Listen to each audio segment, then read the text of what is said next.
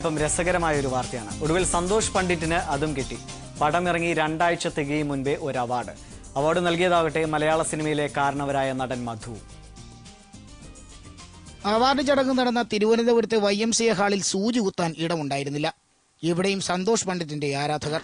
കഥാതിരക്കഥ മുതൽ മേക്കപ്പ് വരെ ഒറ്റയ്ക്ക് ചെയ്ത് മലയാള സിനിമയിൽ സംഭവമായ സന്തോഷ് പണ്ഡിറ്റിന്റെ ചങ്കൂറ്റത്തിനാണ് അവാർഡെന്നാണ് അവാർഡിന്റെ സംഘാടകരായ ഏകലവ്യ ചാരിറ്റബിൾ ട്രസ്റ്റ് ഭാരവാഹികൾ പറഞ്ഞത്.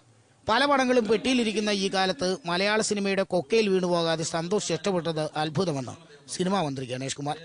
ഒടുവിൽ ആ മുഹൂർത്തം വന്നെത്തി. സന്തോഷ് അവാർഡ് ഏറ്റുവാങ്ങി. 3 മിനിറ്റ് മുതൽ 15 മിനിറ്റ് വരെ നീണ്ട തെറികൾ സിനിമ റിലീസായപ്പോൾ കേട്ടെന്ന് സന്തോഷ് പണ്ഡിറ്റ്. പല SD കാളുകളും വിളിച്ചയാളിന്റെ കാശ് തീർന്നതുകൊണ്ട് മാത്രം കട്ടായി പോയെന്ന പരിഭവം. കൃഷ്ണൻ രാധയ്ക്കും പ്രചോദനമായത് ശ്രീ മഹാഭാഗവതമാണത്രേ. അടുത്ത ഡയലോഗ്: സിനിമ സംവിധാനം ചെയ്തതും അഭിനയിച്ചതും മനഃപൂർവ്വമാണ്. അപ്പൊ എനിക്ക് മനസ്സിലായി, അഭിനയിച്ചിട്ടില്ലെങ്കിൽ നമ്മൾ പ്രശസ്തനാകില്ല. അതേപോലെ തന്നെയാണ് ഗായകരുടെ കാര്യം.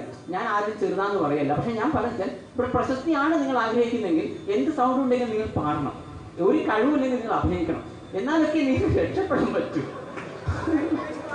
ഒടുവിൽ പുതിയ സിനിമയായ ജിത്തു ബായി എന്ന ചോക്ലേറ്റ് ബായിലെ പാട്ടും പാടി സന്തോഷ് ഞെട്ടിച്ചു.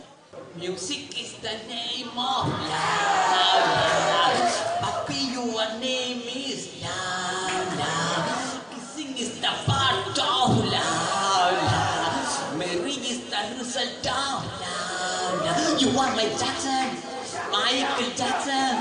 You are my hero, superhero.